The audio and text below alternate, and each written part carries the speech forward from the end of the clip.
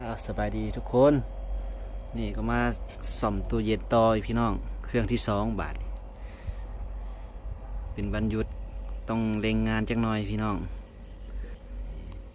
เครื่องนี้กำลังเทสนะพี่น้องกำลังเทสระบบเติมน้ำยาไว้เดี๋ยวเขามาส่อมตู้นี้ต่อพี่น้องตู้นี้อาการไฟบ่เข้าพี่น้องเลยเสียบแล้วเสียบปลั๊กแล้วบ่มีไฟเข้าพี่น้อง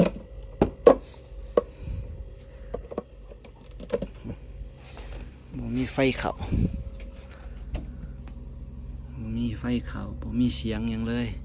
เดี๋ยวเรามากวดเช็คน้ำกันไปเลยพี่น้องโอเคเดี๋ยวถอดปลั๊กก่อน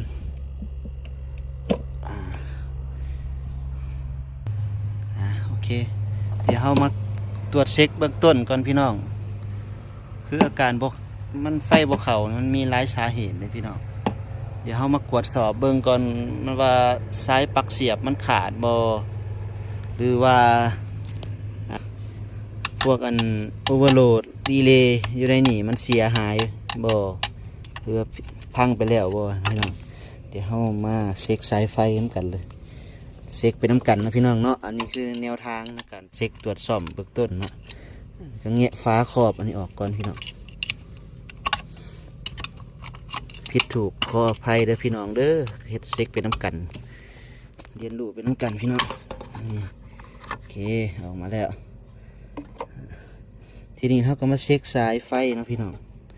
เช็คปลั๊กไฟนี่ว่ามันต่อถึงกันบ่เนาะมันตัวนี้มันจะมี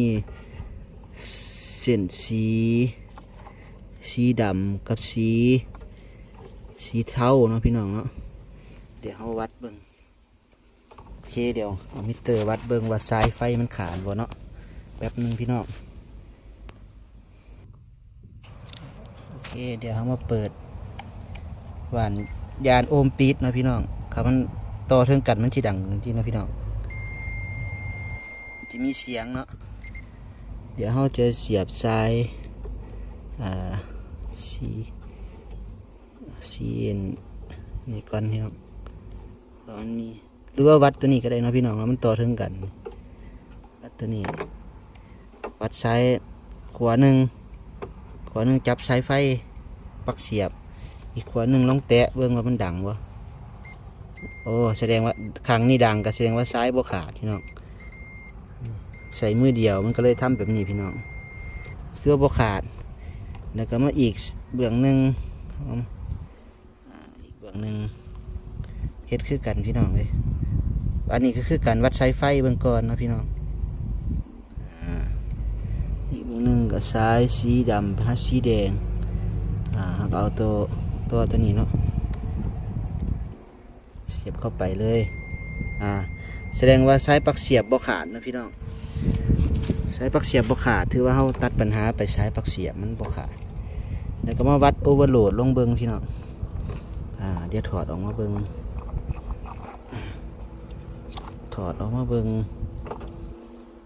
วัดโอเวอร์โหลดมันเบิ่งอะไรพี่น้องว่ามันถึงกันบ่ถ้ามันมีเสียงก็แสดงว่ามันบ่ขาดโอเคเทือนบ่ขาดพี่น้องโอเวอร์โหลดบ่ขาดแล้วก็มาวัดเบื้องซ้ายของรีเลย์เนาะตัวนี้ก็ถึงกันบ่พี่น้องจะมีค่าความต้านทานมีรูนะพี่น้องวัดทั้งรูนี่ก็ได้โอเคมีค่าความต้านทานอยู่30 โอห์มถือว่าสุดไฟเขาปกติพี่น้องสุดไฟเขาปกติตอนนี้เขาก็ชิมาเช็คเบื้องนี้ได้บาทนี่พี่น้องเลยทางหลังมันปกติแล้วเขาก็จะมาเช็คเบื้องหน้าตู้พี่น้องเช็คเบื้องหน้าตู้เนาะนี่เขาเปิดหน้าตู้มาแล้วเขาจะเช็คเบื้องเงินเทอร์โมสตาร์ทพี่น้องถ้าว่าสายไฟบ่ขาด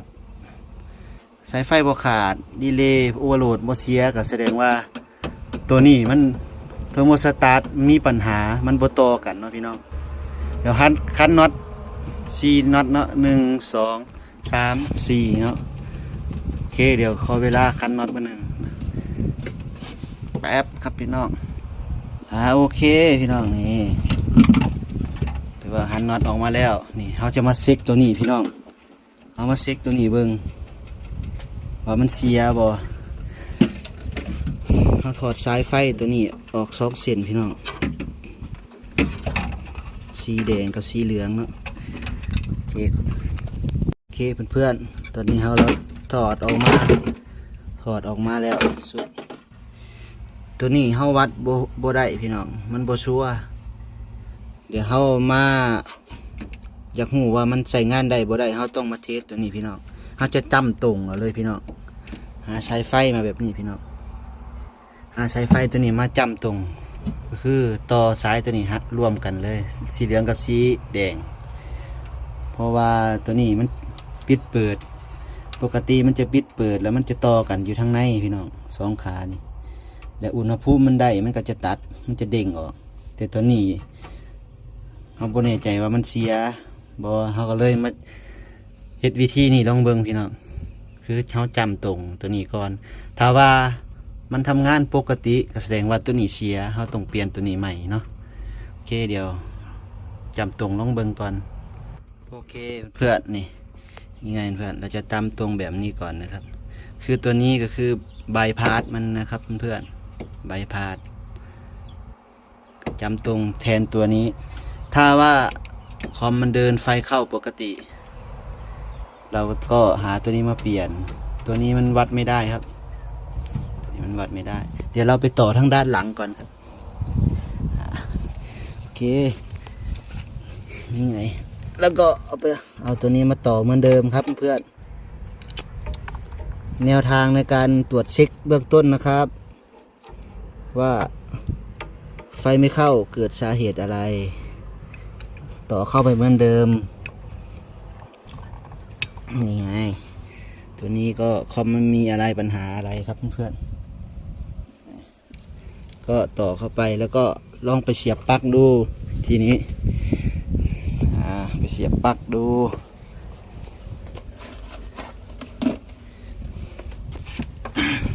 เราจำตรงอยู่นะเพื่อนๆเราจำตรงอยู่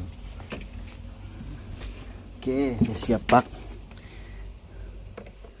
กระแสเพิ่มไหมโอ้โหกระแสเพิ่มไงเพื่อนนี่ไงกระแสเพิ่มแล้วก็ได้ยินเสียงคอมนี่ไงเสียงน้ำยามันสีดแล้วเพื่อนสีดแล้วเพื่อมิกคอมเสียงดังแล้วเพื่อนๆโอเคตัวนี้แสดงว่ามันไม่มีปัญหามันมีปัญหาตัวที่ว่าเทอร์โมสตาร์ทเพื่อนตัวนี้ตัวนี้มีปัญหาครับเพื่อนเทอร์โมสตาร์ทมีปัญหาเพราะว่าเราจำตรงแล้วมันทำงาน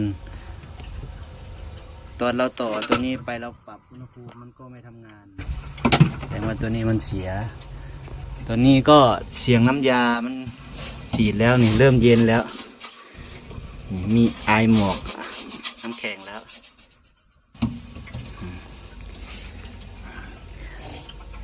ตัวนี้ถ้าเราไม่ใช่เทอร์โมสตาร์ท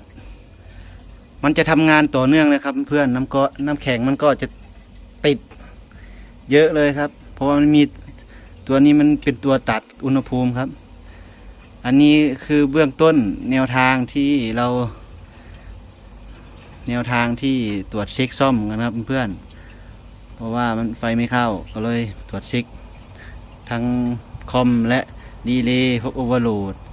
ก็ลองมาเทสตัวนี้ดูปรากฏว่าตัวนี้เสีย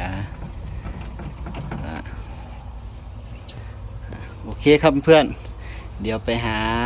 ซื้ออะไหล่ตัวนี้มาใส่เปลี่ยนแล้วก็ทำความสะอาดก็ไปส่งลูกค้าเลยครับได้กินหมูครับตัวนี้กินหมูครับ ขอเป็นแนวทางครับเพื่อนๆนะครับ ใครมีตู้เย็นแบบนี้ก็ไม่พึ่งก็ไม่ต้องไปหาช่างก่อนนะครับ ตรวจเช็คเบื้องต้นก่อนนะครับ ถ้ามันเป็นอาการแบบนี้เช็คทีละตัวไปก่อน ถ้าเช็คแล้วมันปกติทุกอย่างก็ส่งซ่อมให้ช่างซ่อมก็ได้นะครับ เพราะว่าเราซ่อมตัวอื่นไม่เป็นไง ถ้าว่าตัวนี้มันเสียตัวนั้นมันเสียก็เปลี่ยนได้ ก็ไปซื้ออะไรมาเปลี่ยนแค่นั้นเองก็มันก็ไม่เปลืองตังค์ ประหยัดตังค์ไปครับอันนี้ก็แนวทางนะครับเพื่อนๆผิดถูกขออภัยด้วยนะครับ เพื่อนขอบคุณที่รับชมนะครับคลิปนี้ก็ปิดงานครับ ก็แค่ไปซื้ออะไรตัวนี้มาใส่เทอร์โมสตัตตัวตัดอุณหภูมิมันนะครับเพื่อนโอเคครับเพื่อนคลิปนี้แค่นี้ครับบ๊ายบายนี่ไงครับเพื่อนๆตัวเสียที่ถอดออกมาให้ดูครับมันคือตัวโมสตัตเข้าสนิมหมดแล้วครับเพื่อนเสียหาตัวใหม่มาเปลี่ยน